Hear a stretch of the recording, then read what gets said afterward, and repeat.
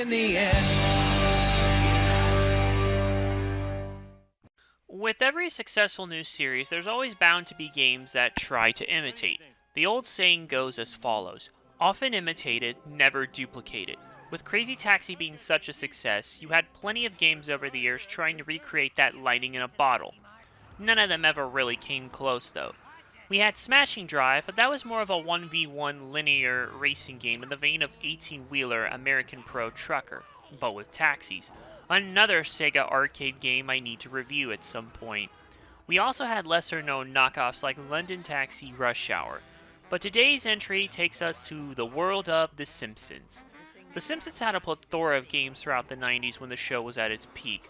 I think it had more than you realized. Beyond the 90s beat 'em up from Konami and the usual platformers for the NES, SNES, Genesis, etc., we had PC games like Cartoon Studio and Virtual Springfield that were more interactive experiences, but they still tailored to that 90s PC game niche of creation suites and activity centers that many people go nostalgic for, myself included. As the 21st century came upon the world, it seemed the 6th gen was bringing with it a whole plethora of brand new opportunities for games, and this was the perfect time to be rife with Simpsons games. Zombie Simpsons hadn't quite taken effect yet, so yeah, and the show was still a big marketing machine. Though the only game we had up to this point, not counting handhelds, was Simpsons Wrestling, the franchise's only PS1 outing, and a rough one by all accounts, which finally leads us to today's game, The Simpsons Road Rage. Development history is not well documented for this one, but it was estimated to have started somewhere in late 2000 after the international PS2 launches. But the game itself wasn't fully revealed until E3 2001. During early development, many ideas were floated around for a Simpsons driving game, including kart racing, dubbed The Simpsons Racing. But that was passed over since the genre was becoming oversaturated at that point. But Crazy Taxi clones weren't. So, that was decided to make it like that. Fans of both Crazy Taxi and The Simpsons were in for a treat as the initial preview looked very promising. The game was shown off at other press events over the course of the year as the game progressed along in development. By the time late 2001 hit, the game came out.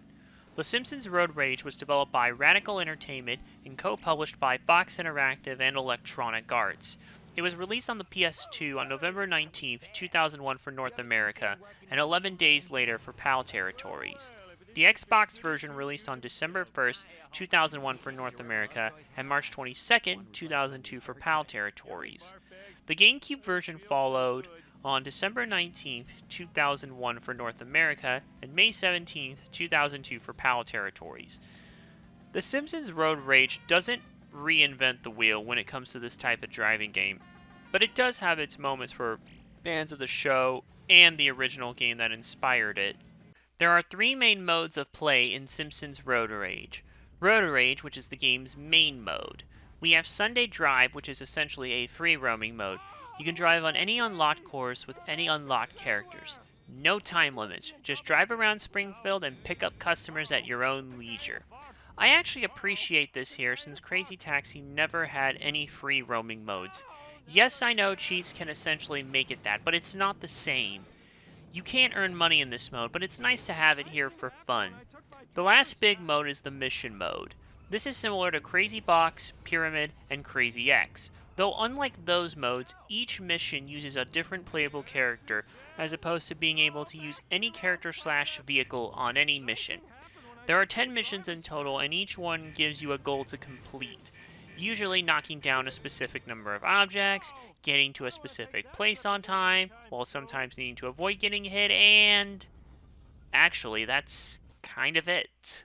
There's not a lot of variety or challenge here compared to Crazy Box, Pyramid, or X. Which, when you realize the gameplay is more stripped back, it actually makes sense how this turned out. Complete all 10 missions and unlock a bonus car. More on that towards the end. The last big mode is a head-to-head mode.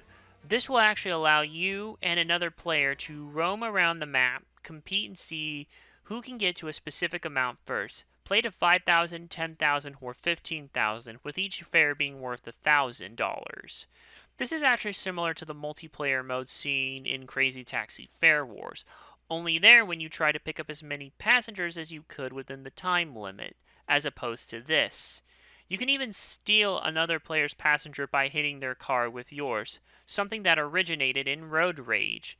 Though here you don't stop to pick up the passengers, you can just run through them and they automatically end up in your car. Only in this mode though, mind you. Also, you can't play Springfield Dam or Mountains here for some reason, at least not in other footage that I could find when researching this. Still, having a mode in a game like this when the Crazy Taxi games on consoles never did was a leg up. But for all those extra characters and courses, you need to play Road Rage mode, which actually has a story. Mr. Burns has basically bought every transit system in Springfield and makes these radioactive buses that threaten the public health. So, citizens of Springfield pull an Uber/Lyft before any of that rideshare services were a thing in order to raise money to get the transit system back to the people. All $1 million. As you play through the game, you'll hit certain milestones. When you do, you will be able to pick either a new driver or a new neighborhood to drive around in. When you first start, only the Simpsons family will be playable. Homer, Bart, Marge, Lisa, and Abe.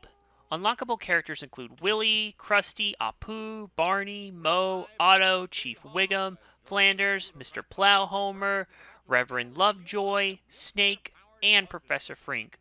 Also, only Evergreen Terrace will be unlocked at first, but you can unlock the Entertainment District, the Dam, the Power Plant, Downtown, and the mountains as you play through the game. While the different levels do provide a good representation of the memorable parts of Springfield, the cars, the characters who drive them, they only really seem to have minor differences when it comes to things like speed and handling. It's not overly noticeable like Crazy Taxi, at least once you start looking beyond the surface. In spite of that, there is a good amount to select from, and chances are your favorite character is here to drive. So, more drivers and cars and more maps than all three Crazy Taxis put together? All we need is the gameplay and we're set. Yeah, about that. The game is, shall we say, watered down. Simpsons Road Rage pretty much plays like Crazy Taxi. You pick up passengers and take them to their destinations. Though unlike the latter, there is no way to determine how far your passengers will go, as they all have the same pickup icon. Depending on how fast you get there determines how much of a time bonus you'll get, both time and money. Fast gets a $100 bonus in 3 seconds. Normal gets a $50 bonus in 1 second. Slow gets $25 and no time bonus. Don't make it on time, they bail. As for earning money, the money counter starts ticking up once you start driving, and it stops when either you drop them off or fail.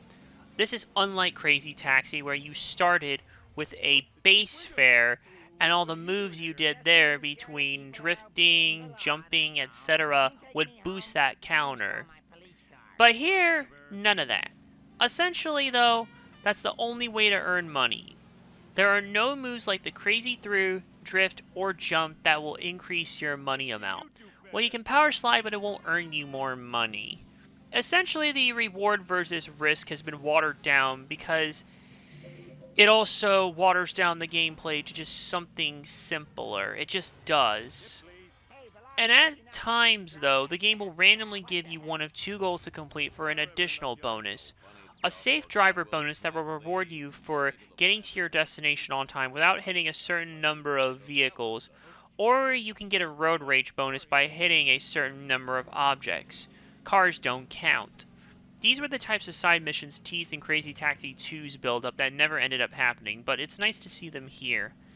You can also hit the Burns bus stops for small amounts of time, and you have to deal with the buses and Mr. Burns himself in addition to traffic. Still, it's not enough to make up for the little nuances that made Crazy Taxi so much fun that are now gone. Even little things that would help out here, like the color-coded circles, or even the color-coded timer indicating whether you would get fast, normal, or slow arrival bonuses don't show up until after you complete the fair, meaning you're kind of kept in the dark when it comes to having these things to help you out. Oh, and you only have Crazy Taxi arcade rules. No playing for 3, 5, or 10 minutes here, with start time and how much you can earn being adjustable by difficulty in the options menu. Easy, medium, or hard. Like I said, it's just watered down compared to the game that it's clearly aspiring to be. In spite of that, the controls are still very good. Since there isn't as much going on here compared to the Crazy Taxi games, there isn't much to master here. But everything still works. Inputs work as they should, turning feels fine, drifting is much easier to pull off, and by and large, you do feel like you have good control over the cars. Like I said, there's only minor differences when it comes to things like handling and speed, so each car pretty much feels the same. Though there are some that are easier to power slide with, like Bart's Honor Roller. Other bigger vehicles like Willie's Tractor, Otto's Bus, the Plow King, etc. are a bit more difficult to turn with quickly. So it's more like different groups of vehicles controlling about the same. You can probably play around a bit with the cars and see which one works best for you, or just pick whatever and stick with it throughout the rest of the game. I don't really have much else to say here since everything is pretty straightforward and works well. The graphics are okay. The best thing I can say about it is that it looks very familiar to the actual show locations. Radical Entertainment watched damn near every episode of the series up to this point, about 269 episodes, to map out the various locations in Springfield, and I think they've done a good job in this regard. Many familiar locations from the show make an appearance here. The Simpsons house, Quickie Mart, Springfield Elementary, Moe's Tavern, I could keep going on. They look very faithfully to how they would look on the show, at least on the outside. On top of that, many other environmental objects like signs, billboards, and the like all have that familiar Simpsons aesthetic going on. Matt Groening and the team had heavy involvement in helping bring Springfield to the 6th generation. There's also so much variety in the environments you can drive in. The suburban area of Evergreen Terrace, liveliness of Entertainment District, businessiness of downtown. Again, I can keep going on. Chances are your favorite area is here. Unfortunately, while the aesthetics are on point, the actual model quality is not the best. There is some shell shading going on, and it's very obvious on vehicles and other things, but character models and the like are a bit less obvious. Early on, the game looked way more like a cartoon, but it was changed because Matt Groening wanted it to look more like a game. I guess it looks okay in that regard, although I think many more people would definitely prefer that cartoonish look when it comes to adapting a game based off a cartoon, but I digress. Even if it did, it doesn't really push the system like to their limits like Crazy Taxi could. Still, I guess that's not exactly what was intended here, and I do think fans of the show will be fine with how it looks. Plus, it does run smooth across all 3 platforms with proper graphical parity and a smooth frame rate, although maybe there is some minor drops on some occasions, but nothing to the point of unplayability. So you're fine picking any version of the game to have. So while the graphics are fine in representing the show in game form, don't expect them to blow your mind. But then again, I think that would be unfair to expect that in the first place. The sound design is fine for the most part. The sound effects are pretty basic between menu sounds, crash sounds, and other ambient sounds. The things that really stand out are the different car engines and the horns that sound a bit different for some variety. The bus horn, Frink's horn, etc. Nobody from the show came back to compose music here. They did get Christopher Ting, a respected film and television composer who's done scores on many notable works, including Matt Groening's own Futurama. He does manage to extract that Matt Groening essence that does feel familiar across both shows, and the music does fit the urgency that being a cab driver comes with, albeit it's not as intense as what you may have heard in the original Crazy Taxi games, but I think that's okay here. Also, the Sunday Drive music is a very another peculiarly interesting thing here. It's very fitting, I guess, for what you're doing here, with a more jazzy-oriented sound, though. But it's actually a loose remake of Con Funk Shun's 1977 song, "For Fun." And that's fun with 2 F's, by the way. So yeah, take that for what you will, I guess. The music is fine, but I'm not sure you'll remember it by the end. On the other hand, they got pretty much everyone from the show back to do the voice acting, at least whose characters appear here. Dan Castellaneta, Julie Kavner, Nancy Cartwright, Yeardley Smith, Hank Azaria, Harry Shearer, Pamela Hayden, and the late Marcia Wallace all return to reprise their roles from the show. It helps the people who wrote the show and helps with the voice direction come back here as well. Everyone sounds as they should, and there's even funny little interactions between the characters when some pick others up. These are pretty funny and add some variety to the dialogue. Albeit, when you start to hear the same ones over and over again, on top of the same lines from some drivers that will be seared into your mind for the rest of time, it kind of gets repetitive. Also doesn't help that when you don't have strong music kind of overpowering it, so you don't notice it as much. Still, the voice acting is fine. You'll be playing the game for a good while given the missions and all the money you earn while you do to get all the characters and tracks. And this even includes the car that Homer built, which is essentially the car you will unlock actually after completing all 10 missions in mission mode. And yeah, the sticker price is ridiculous on it. Simpsons Road Rage is a perfectly serviceable game that will appeal more to fans of the show who also happen to enjoy Crazy Taxi. It controls well, looks fine in parts, captures the essence of the show well, sounds fine, has plenty of content to keep you coming back, and is good for a quick pick-up and play session when you don't have a lot of time on your hands. However, some graphical aspects aren't so strong. The game feels very stripped back compared to Crazy Taxi. The mission mode kind of feels the same across all the missions. It can feel very grindy at times. The voice acting can get repetitive, and by and large, there really isn't much to appeal to non-Simpsons fans. Those who love Crazy Taxi will probably feel like they're playing a stripped-down version, and those who aren't into either are probably better off playing something else. That said, fans of The Simpsons will definitely get a kick out of this. Bonus points for playing the game that inspired it. Growing up with both The Simpsons and Crazy Taxi, I'm eventually glad I found this and played it. The game is cheap on Xbox and PS2, with about 10 to 15 on Xbox and 20 on PS2, but the GameCube version is closer to $50. Still, regardless of which version you get, you might get some enjoyment out of it. I give The Simpsons Road Rage a 3.5 out of 5. Whew, and with that, now I'm all crazy taxied out, so what the hell am I gonna do next? Thanks for watching. Click subscribe below and check out the playlist on screen for more content. To help support the show beyond the usual means, check out my Patreon and Ko-fi on the link tree in the description. And come by my Twitch where I conquer my backlog one game at a time. See you in the next video!